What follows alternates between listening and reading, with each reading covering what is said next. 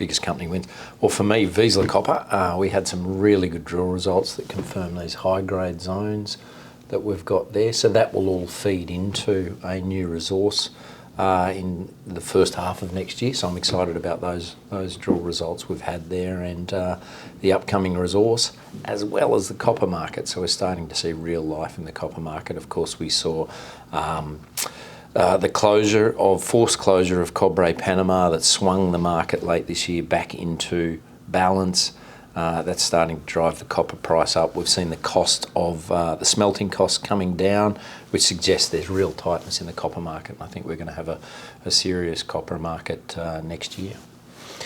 I think from my perspective here at Vizsla Silver, this year has been an incredibly transformative year, although, most of the announcements that will relate to that will come out early next year. Well, I'm personally very excited about Vizsla Silver. It's hard to believe because we've had so many good years, but this coming year is going to be the best yet.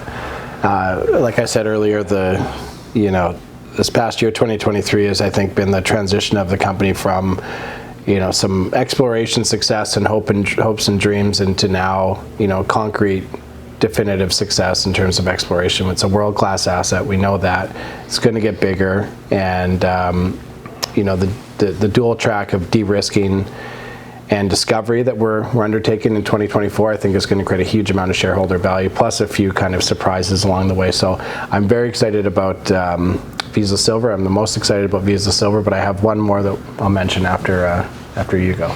Yeah, you've got to be pumped about Vizsla Silver. I think it's the greatest silver discovery, Panuco, the greatest silver discovery in probably the last 30 years, and that will become apparent next year, so I'm pumped for that too. Got to say special mention to Vizsla Copper, of course. We've got a huge resource base there, nearly 2 billion pounds of copper, 1 million ounces of gold. We're growing that resource upgrade coming, but I'm really, really excited for the copper price. I think we're going to see things start to play out in the copper market that will, really point to that, good year coming up, and then back end of this year, that macro trend of the electrification of the planet really starts to kick in. Behind the scenes, we're working on a number of deals that, if we can pull a few things off, we'll have we'll be well on our way to what we want to achieve there with the copper company, and that is to become a mid-tier copper producer over the next 5 or 6 years.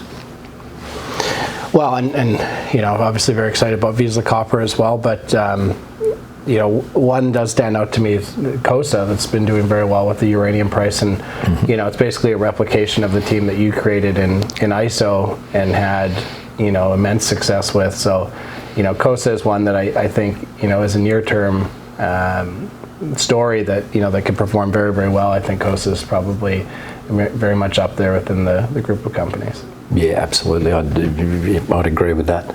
It's a little bit hard for us to buy some of the companies that we're on the boards of, because you've always got, it's very rare that you don't have market sensitive information. So there's a limited window, but COSA not being on the board, I've been buying a lot of it personally. I think we're about to have a massive uranium bull market. And we've got the best exploration team on the face of the planet, so I'm excited for that one as well. I think in terms of the market, I think we're about to have a really good year. Going back 12 months ago, I'd sort of given up a little bit. I thought we would have had a good market by now. It's been okay, trending up. Equities are trading, particularly precious metals equities and exploration companies are trading as if the gold price was, $1,000 an ounce. So there's a lot of latent value that hasn't been factored into share prices just yet. I think that will change dramatically once we see a sustained gold price above 2,000, silver above $25, and the copper going back to $4 and beyond. I think that we'll start to see a return to investment in the junior resource space, majors, mid-tier and junior resource space. So I think we're going to have. I think now the tide's turned.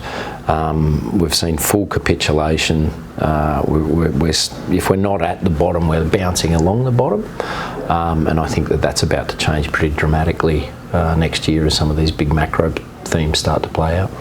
And I think we've been given a bit of a gift here because, this bounce off the bottom is where the easy 200-300% is made. And, with that last movement in gold and silver, you could have had a doubling of these share prices very quickly. It was a bit of a head fake. I think that, it's coming soon. It's probably coming in Q1 of next year. But there's still time to buy these stocks, as tax loss selling is happening and as the market hasn't fully kind of realized that first 100, 200, 300% return. But I think the worst is behind us here. If the driver behind this bear market for us was the rate hike environment, the worst of the rate hike environment, I believe, has to be behind us here. I think we're far closer to a rate pause and that activity than we've been any time obviously in the past year. So we're moving into, I think, a better market in 2024, and but there's still the opportunity to make those multiple returns here. Yeah, absolutely. And I think I'm starting to develop as an investor myself a little bit of FOMO. Now's the time to get set, and certainly talking to some of the bigger investors that I know around both here and I've just spent 3 weeks on a roadshow in Europe. People have started to turn bullish, and so that's an indicator that I think we'll start to see that wall of money coming back into the sector soon. So good years ahead, good times ahead, finally. Yeah, exactly.